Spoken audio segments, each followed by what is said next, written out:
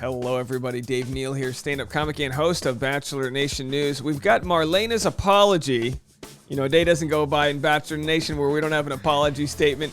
Her apology for the offensive roast that she gave to her fellow contestants on this past episode of The Bachelor. Now, of course, all of the offensive things she said were left on the cutting room floor, so she made a TikTok in an attempt to show everybody her roasting chops, and it didn't go over well. People wanted an apology after deleting her TikTok and sort of trying to play it off. She then realized, hey, we need to address this. She addressed it last night, and then some other cast members also gave a statement too.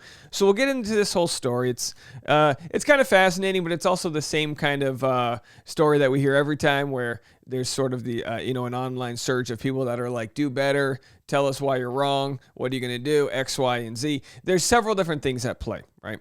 There's the people that are actually offended by what happened, and again, not my place to be, and also not my place to accept her apology. That's not for me, it's for someone else. And then there's also the people that, in today's day want to be on the right side of what's right and wrong. And it's pretty universal. I think for the most part, I'd say probably 90% of our comments said, hey, what Marlena did was wrong. What she said was wrong. And then a couple of people were like, I don't really get it. It's fine. And listen, how you feel about it is your opinion. And then if someone else feels offended, that's their opinion. If you're in a relationship and someone feels offended by something you said, it might be easy to be like, honey, come on, what are you talking about? I didn't mean it that way.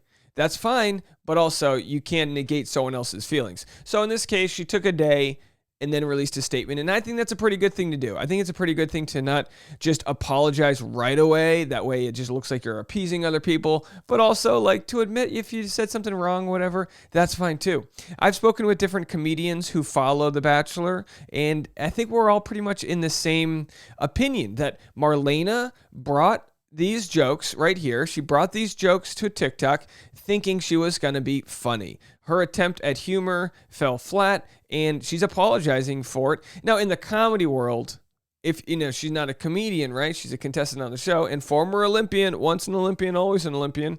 On the show, like, look, comedians really don't apologize for jokes they tell because they come from an attempt at humor, and good jokes and bad jokes, they're birthed from the same place. That's what Patrice O'Neal says, right? That's kind of like the go-to thought. It's like, listen, you're going to try for funny and you don't always succeed. And people that don't really understand comedy and how dangerous it can be, look at this and go, how did she not know how ridiculous some of the things she was saying was? Well, I know plenty of comedians, myself included, who's done it for about a decade, where sometimes you're going to get on stage and think that you've got a good joke or a good thought about something, and it just doesn't come out and it isn't received the way you want it to be. If we were all so perfect at communicating, wouldn't we all be in happy, perfect relationships?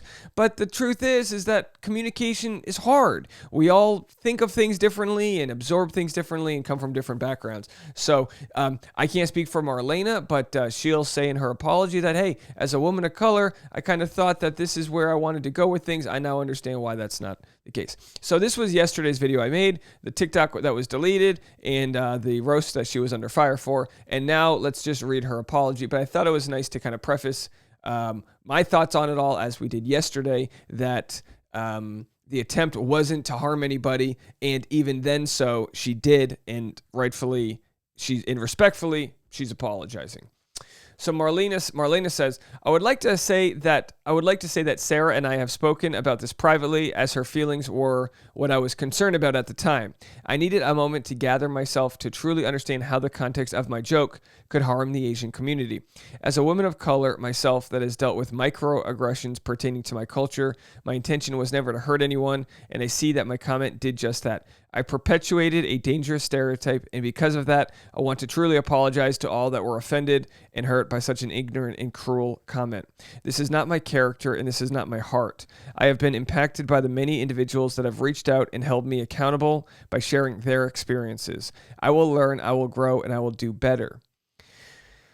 A lot of times people will say, hey, it's 2022. Don't we know these things already? Don't we know that you can't that there's Asian hate because of perpetuated stereotypes, and that there's a lot of rhetoric out there. Well, the truth is everyone is in their own bubble of blissfulness, and we're not all out there trying to understand the world and how everyone ticks, right? So you might think you got it all covered, and then Shanae comes along and starts making fun of ADHD, and we're like, we got to talk about this too. And that's not to say that we're all super sensitive and we live in a time where like you can't make jokes about anything. Look, as a comic, I don't see that at all on stage. I think it just comes to like knowing what the medium is, like something's what the medium is with regards to like these jokes didn't air on the ABC show The Bachelor because they probably looked at him and were like, yikes, we'll literally get canceled for this. And Marlena didn't realize that because she's not the editor and she liked her jokes. Now, I've kind of hypothesized what went down there, and I've received some comments from people privately that pretty much, I would say, confirm what my thoughts were. You know, you have Russell Peters, who's one of the biggest comedians in the world, you know, performs stadiums all over the world. And he probably told Marlena, hey, you got some funny jokes here. She probably was like, oh, this is great. People said I have some funny jokes. She goes to watch the show. Half of her jokes or 90% of her jokes are cut out. She's like, man, they cut my jokes out. Those were good jokes. I got good jokes. You know what? I'll release them on TikTok. People are going to love this. They're going to see me. They're going to want me to host Bachelor in Paradise. I'll be the one that roasts people as they get out of the limo. I'll be the Joan Rivers at the red carpet, right? That's a good intention. And like we said in the last episode, to get the backlash from people, I'm sure she was crushed. And we'll talk about defensiveness, because a lot of times when you get criticized, you can't just come to an apology right away. A lot of times there's this defensiveness that comes up to protect you, to go, what are you guys criticizing me for? No, I'm not. I didn't do anything. I don't have a bad heart. You know, because we know on the inside who we are. And if we could sort of treat everybody else like they are family, we would have a lot of that empathy. And it required Marlena to hear from, you know, probably a bunch of people that have stories where they were bullied or they were sort of watered down to Asian stereotypes or whatever their story may be. She's able to just go, whoa, okay, so I faced different microaggressions in my community, but now I can understand that if I don't feel good about the ones I've had to face, that you're not going to feel good about the ones you've had to face. And that's a good thing. So Sarah responded here, and she was kind of like front and center, because now Sarah gets drawn into it as an Asian American, right? She's drawn into it because if she supports her friend, everyone's going to be like, hey, why aren't you sticking up for, you know, for this community that's got all these, you know, that's being bullied here. And then if she supports the community, so she's stuck between a rock and a hard place. Sarah says, my girl, you have the best heart and are one of the most caring women I've ever met, who especially stands up for what is right. I love you. So she says that. Sierra says, love you, Marlena. A couple other people. Not too many else from the show as far as I could tell. And then Sarah releases her own response to all of this, saying, there were many nights when we were roommates in Houston where we would stay up. How many nights were they in Houston? There were many nights when we were roommates in Houston, 3, where we would stay up talking about life, including being women of color and our experiences as such. Marlena has a pure heart and is one of the most caring people I've ever met. We have spoken and are aware that what was said presents dangerous stereotypes for Asian women. While we can acknowledge that the joke was too far, please show Marlena grace, as I know she is truly sorry and would never intentionally cause harm. We are all just humans trying our best, committed to growing and doing better as we make mistakes. All my love. Hey, you know what, Sarah? That's so well said. That's so well said. We really are just humans trying our best. And we're deprogramming a lot of thoughts that we've had growing up. We're deprogramming a lot of what society has told us in our friend groups and our racist uncles. I mean, there's a lot of stuff out there, right?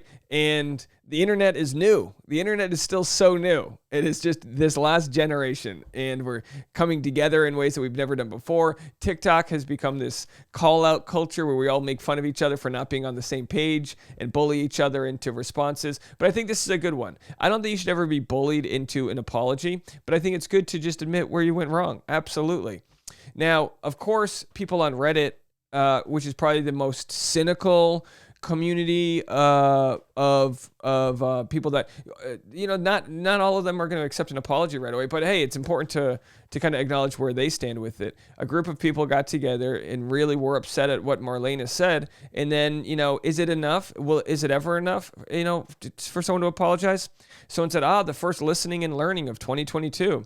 I'm glad she apologized, but it's hard for me to completely believe it's sincere when her initial reaction to getting called out was to tell people to get off her page. Somebody realized she might not get invited to paradise if the producers saw this. The last thing they want is another racism scandal.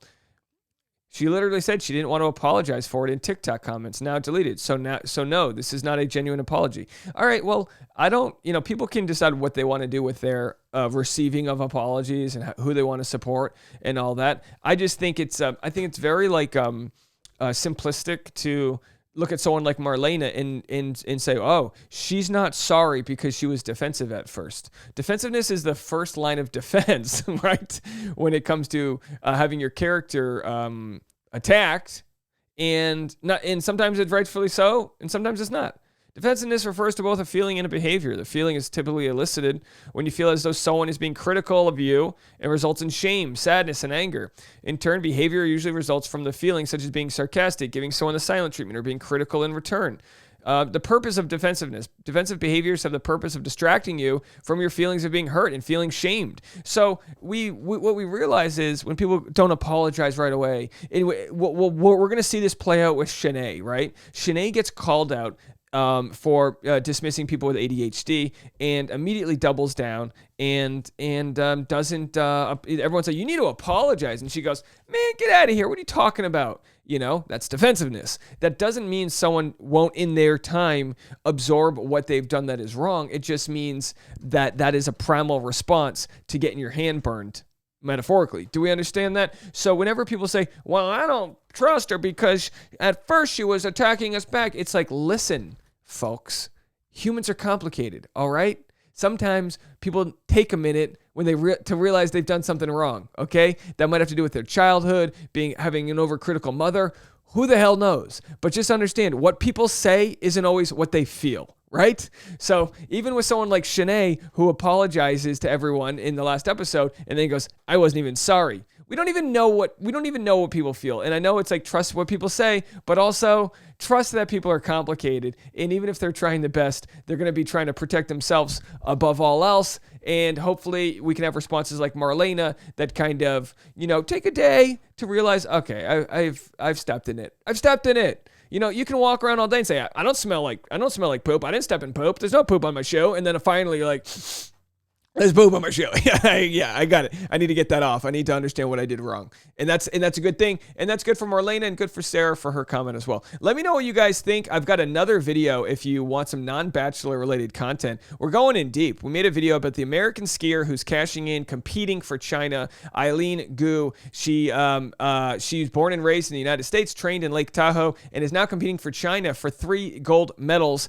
And we talked about the money that follows that. She's been endorsed by the Bank of China. It's very sketchy, folks. And it's a very interesting conversation because there's some humanitarian issues going on in China with the Uyghurs, the Muslim Uyghurs, and the situation that they have. We fully explain it in this video, and the different ways that the Chinese government are sort of policing the Olympians and tracking them on their smart devices as they sort of compete. This is a very fascinating story. Not many people are speaking up about it. I think because there's a lot of corporate interest in keeping the government over there happy. But it's a fascinating conversation. So if you want to be a part of that conversation, I dropped a second update video today, and you can go learn a little bit more, because I got probably like a minimal amount of criticism when I was criticizing the Chinese government. I have a bunch of Chinese communist people commenting now, hey, the U.S. is full of drone strikes, wars, shooting people in the streets. And I'm like, listen, we got our own problems here. We're going to work on them. But if you want to hear what's going on over there, it's a fascinating story. So let me know what you guys think. That's on the Dave Neal Show. You can go get it.